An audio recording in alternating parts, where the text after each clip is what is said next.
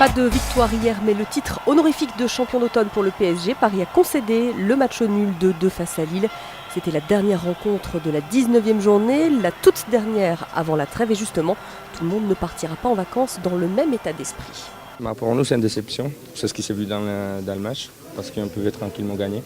Et l'effet de ne pas avoir gagné aujourd'hui, ça nous déçoit un peu. C'est un bon point, parce que si on nous avait dit ça avant le match, on l'aurait pris tout de suite. En plus de se retrouver à la trêve à 4 points du PSG, je pense que c'est quand même pas mal, et un point de Monaco. Maintenant, c'est sûr qu'en menant 2-1, on aurait espéré donner le résultat, mais je pense que dans l'ensemble du match, c'est pas volé de la part du PSG. Même score 2-2 entre l'OM et Bordeaux. Fin d'année agitée pour les Phocéens qui ont changé d'entraîneur il y a quelques semaines. À mi-saison, l'OM est 6e de la Ligue 1 et éliminé de toute compétition européenne. Autant dire que le président n'est pas franchement ravi. Bilan très moyen.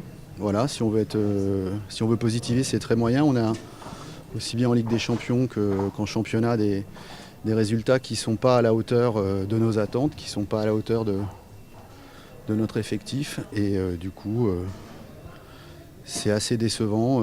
À l'image du match de ce soir, d'ailleurs, on voit bien la différence entre une équipe qui est en réussite et qui est en confiance et une équipe comme la nôtre. Et puis même son de cloche à Lyon, l'OL qui menait 2-0 à Lorient a fini par concéder le nul 2-2. Je suis extrêmement en colère. Oui. Je ne suis pas sûr qu'on ait respecté le jeu pendant 90 minutes et que quand on ne respecte pas le jeu, on est puni. La deuxième mi-temps me reste en travers de la gorge, oui. Oui, parce que je vous dis, je pense que on s'est grisé, je pense, tout simplement. Voilà. Et dans le football de haut niveau, on ne peut pas se griser. À l'étranger, en revanche, les leaders ne tremblent pas. Le Barça l'a emporté 5-2 à Getafe. Victoire du Real Madrid à Valence, 3-2. Le Real désormais 3e à 3 points du Barça et de l'Atlético. En Italie, belle victoire de la Juventus 4-1 sur le terrain de Bergame avec un but signé Pogba. La Juventus toujours en tête. Et puis dans le derby, victoire de l'Inter 1-0 face au Milan AC. Plus rien n'arrête les skieurs français. À 2 mois des Jeux, ils enchaînent les podiums. Théo en Super G vendredi, Claret en descente le lendemain. Et hier, c'est Alexis Pinturo qui a décroché la 2e place du géant d'Alta Badia en Italie.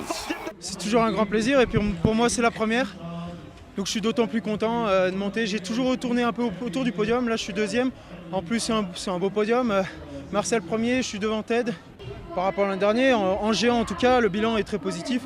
J'ai pas quitté une fois les 5, j'ai fait 2 podiums sur 4 courses et ça reste quand même plus que positif. Ouais. Peut-être y avoir Quant à Jason Lamy-Chapuis, il commence enfin à monter en puissance. Hier en Allemagne, il a remporté le combiné nordique. C'est rassurant puisque ses dernières sorties s'étaient soldées par une 22e puis une 14e place. Pas mal critiqué ces derniers.